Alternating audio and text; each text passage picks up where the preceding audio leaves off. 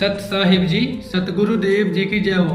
दर्शकों, आपको पता है जैसे कि रक्षाबंधन का त्यौहार नजदीक आने वाला है, मैं किसी भाई या बहन की भावना को ठेस नहीं पहुंचाऊंगा यह कहकर कि रक्षाबंधन का त्यौहार नहीं मनाना चाहिए।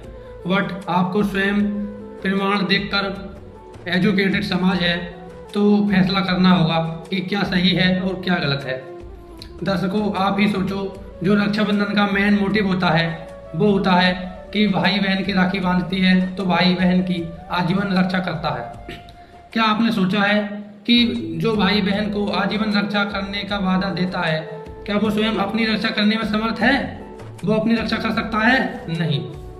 वो स्वयं भी जब अपनी रक्षा नहीं कर सकता तो बहन की रक्षा कैसे कर पाएगा? भाई वो ओनली एक है, पूर्ण परमात्मा है, जिसकी भक्ति करने से, जिसको राखी बांधने से बहन की भी रक्षा होगी और भाई की भी रक्षा होगी, कुल परिवार की होगी। जो परमात्मा पूर्ण परमात्मा है वो कौन है? वो मेरे सतगुरुदेव जगत गुरु संत रामपाल जी महाराज जी ने प्रमाणित करके बता दिया है कि वो कबीर साहिब हैं। वो शास्त्रों में से प्रमाणित कर दिया है, जो आपको भी मानना चाहिए। क्यों? क्योंकि आप शास्त्रों को सच मानते हो।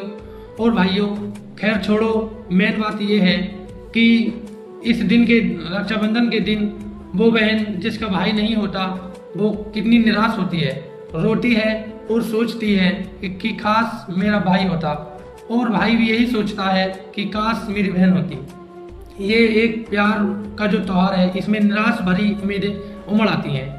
दर्शकों, क्या आपने सोचा है कि यदि ये रक्षाबंधन का त्यौहार मनाना इम्पोर्टेंट होता तो मालिक जो है, कुल का मालिक सृजनहार परमात्मा, वो सबको भाई देता, सबको बहन देता।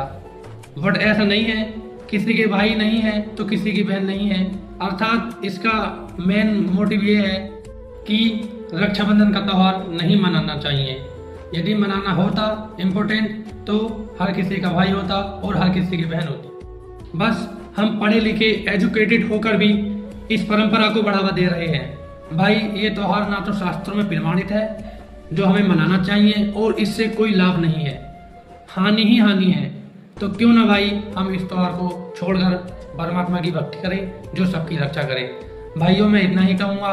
यदि मैंने कुछ गलत बोला हो तो माफ़ी चाहता हूँ। सिर्फ मैंने सच्चाई बताने की कोशिश की है। फैसला आपके हाथ में है। क्यों? क्योंकि एजुकेटेड समाज है, स्वयं फैसला करेगा। सच्चाई जी।